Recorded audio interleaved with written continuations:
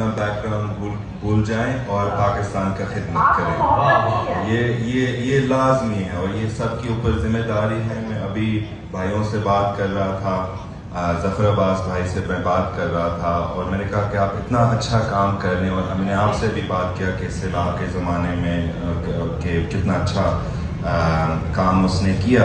मगर एक other side अगर हम इसको देखें, ये अफसोस की बात है कि हमारे नुमाइंदा क्यों ये काम नहीं कर रहे होते हैं। हमारे जो रिप्रेजेंटेटिव्स ये हमारे पाकिस्तान में NGOs के ऊपर ये जिम्मेदारी क्यों होती है। This is the biggest thing कि एक आदमी इस पूरे मुल्क के बोझ नहीं उठा सकते। एब्सोल्युटली मैं पहले तो मैं तारुफ करा दूं जी हमारे साथ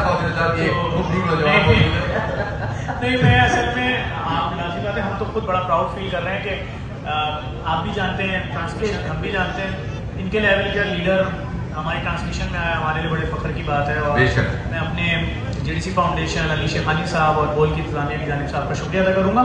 और हमें यकीन नहीं आता जब हम कोई बड़ा इवेंट देखते हैं, बड़ा त्यौहार देखते हैं या पाकिस्तानियों पे अगर कोई मुश्किल वक्त आता है और उसमें भाई ज़मीन पे बैठकर आवाम के लिए अपने हाथ से बर्तन धो रहे होते हैं, तो दिमाग 1 मिनट के लिए आउट हो जाता है कि यहाँ तो अभी मैं सुबह उन बच्चों के घर गया जिनको रात में 3 बजे ट्रॉलर ने करीमाबाद पे मार दिया। मैं उनके घर गया, उनका वालिद जो था वो B.Ed कॉलेज जहाँ टीचर बनते हैं, उस्ताद बनते हैं, आप 4 साल का कोर्स करते हैं, उसका चौकीदार है बेचारा। मैं उसके घर गया 3 बजे रात में, उसके घर खबर पहुंची 3:30 बजे वो मुर्दा खाने या अस्पताल पहुंच के, नहीं 3:30 से लेकर सुबह 9:30 बजे मैं उसके घर पहुंचा हूं। मैंने पूरे मोहल्ले से पूछा कि कोई एक हुक्मरान, कोई एक सियासतदान, कोई काउंसलर, कोई सियासी कारकुन, कोई तुम्हारे घर आया? फिर मैंने खुद जवाब दिया, मैंने कहा तू गरीब है, तू आवाम है, तेरे घर कोई नहीं आया। अब वो बेचारा रो रहा है, कह रहा है मेरे 2 बेटे थे, बाकी बच्चा जो था वो उनका अलग रहता है, मतलब जो भी मामला था, ये 2 बेटे और एक इतनी सी बेटी हम रहते थे और ये मेरी 1 साल की नौकरी रह गई, मैं बूढ़ा हूं। इसके बाद ये 1 कमरे का क्वार्टर जो मेरे पास है मुझसे हुकूमत ले लेगी। मैंने इनको मोटर मैकेनिक का काम सिखवा रहा था, फ्रिज का इनको, और एक की उम्र 16 साल है, एक की 18 साल है।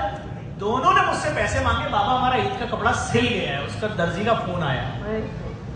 जब इनकी लाशें निकाली है ना ट्रॉलर के टायर से, तो इनकी बाइक के हैंडल में वो जोड़े टंगे हुए थे, जिन जोड़ों के बारे में इनको नहीं मालूम था कि हम जोड़े लेकर तो जा रहे हैं, हम ये जोड़े नहीं पहनेंगे नीले कलर के, जिसके हमारे जोड़े सफेद कलर के लाकानूनियत ने तैयार कर दिए और हमारी फैमिली।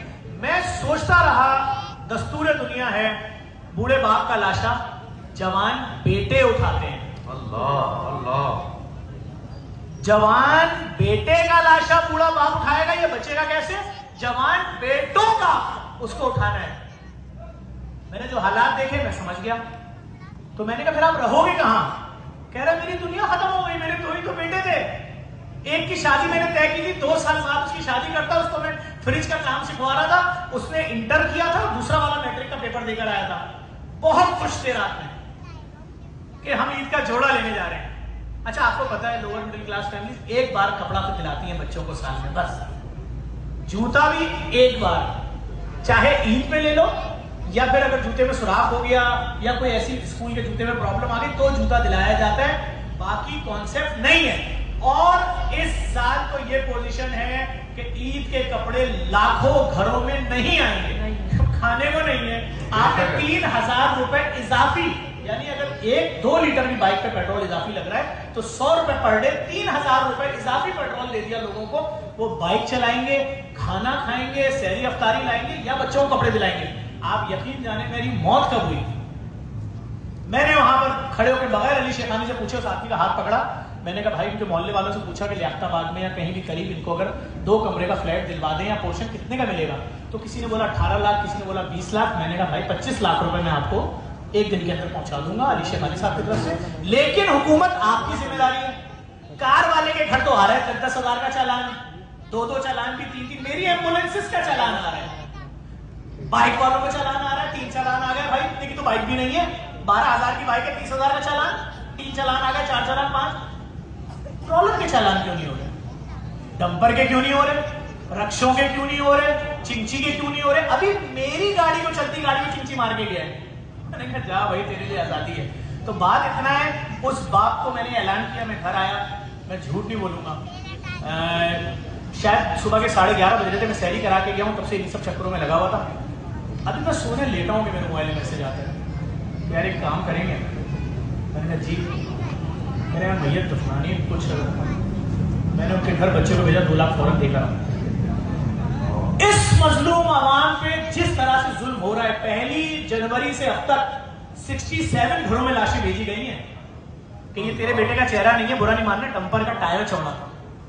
तेरी बेटी का और तेरे दामाद का हमें पेंट नहीं मिल पाया क्योंकि डंपर ने 2-4 बार या ट्रॉलर ने चक्कर का। ये कराची वालों के लिए आम है नस्ल कुशी, और कमाल ये है कि इस पे आपसे मैं बात ही नहीं करेगा। इस मौत को मौत नहीं माना जा रहा। जिस तरह के इलेक्ट्रिक करंट लगा के मारते थे ना, कोई कुछ बोलते ही था। मैंने 2020 में बोला कोई मारा, ये नामों से FIR कटेगी, और मैंने जब 27 FIR कटवाई तो 6.5 लाख पोलों पर अर्थिंग करनी पड़ी के इलेक्ट्रिक को, और आज बारिश में पोल किसी को खींच के चिपका के जान से नहीं मार रहा। अब बात ये कि हम डंपर के खिलाफ रोडों में निकले, हम फल वालों के खिलाफ निकले, हम गोश्त वालों के खिलाफ निकले, हम बिजली वालों के खिलाफ निकले, लेकिन सड़कें नहीं है। आज तो एक नाथ खान बच्चे ने, मासूम बच्चे ने बोला कि मैं कराची देखने की आरज़ू थी। जब उससे पूछा गया अफ्तार ट्रांसमिशन में सबसे बड़े चैनल की कि भाई बेटा कैसा लगा कराची, बोला नहीं भाई मुझे वापस इस्लामाबाद भेजो, यहाँ तो सड़कें ही नहीं है। मुंह पीट लेने का मकाम है।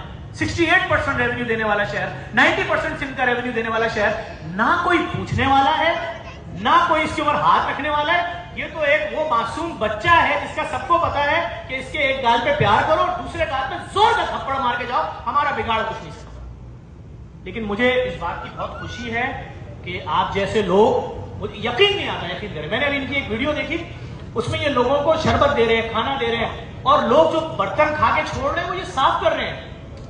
हमने कौन से हुक्मरान देखे कि अगर आवाम छू दे किसी चीज को तो वो छूते उस चीज को। मतलब आप ये सोचें कि एक देश से आप बिरयानी निकालें, तसले में लाके बोलें सर आवाम खा रही, आप भी खा लें, तो मेरे ख्याल में आपका नंबर ब्लॉक हो जाएगा। फिर बोलेंगे मेरी तौहीन की है, मेरी तौहीन कर दी आपने। तो भाई आपकी आवाम है, आप इनको अछूत कैसे समझ रहे हो? कोई पुरसाने हाल ही नहीं है। पहली रमजान आती है, सिलेंडर फट गया जी सोलर बाजार में, 16 लोग मर गए, कौन आया उनके घर पे? अब जो उनके घर के लोग बचे हैं उनको कौन पूछेगा, उन बच्चों को कौन पूछेगा? कुछ दिया उनको? आपने गैस नहीं दी ना लाइन में। तो बात यह कि यहाँ डंपर मारे, गटर में गिर के मरे, बिल्डिंग में जल के मर जाए। उस दिन वो बाप आया, बोल रहे गुल प्लाजा में मेरे बच्चों की लाश तो दे दो, एटम बम थोड़ी मारा कि बच्चा धुआं हो गया। हड्डियां मांग रहा है, हड्डियां मांग रहा है। अरे वो हड्डियां मांग रहा है, दादी चेक नहीं मांग रहा। और इस दरमियान उसकी बहन की, उन बच्चों में से एक की सास का इंतकाल हो गया सुन के कि मेरी बेटी रुखसत होने से पहले बेवा हो गई। और दूसरी बहन जो बच्चों की माँ है, उसकी सगी बहन, वो बड़े मियां जो आए थे, वो कह रहे हैं मूवमेंट पे सिर्फ हड्डी दे दो, मुझे तुम्हारे 1-1 करोड़ नहीं चाहिए, मुझे हड्डी दे दो। मेरे बच्चे रोजाना फेरा इसलिए मारते थे पिशावर से कि पैसा आ जाएगा तो मेरी शादी होगी।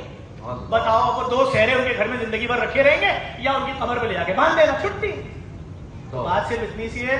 मैं इतनी बातें आपके सामने इसलिए कर रहा हूं कि आप जब आवाम के साथ बैठते हैं ना, तो मुझे यकीन करने में 1 घंटा लगता है कि मैं पाकिस्तान में ही हूं या पाकिस्तान से बाहर आ गया हूं। और आप ऐसे ही रहिएगा, लोगों को साथ बैठे, ये बड़ी मासूम आवाम है, सिर्फ इस्तेमाल किया। मैं आपसे ये सवाल पूछना चाहता हूँ।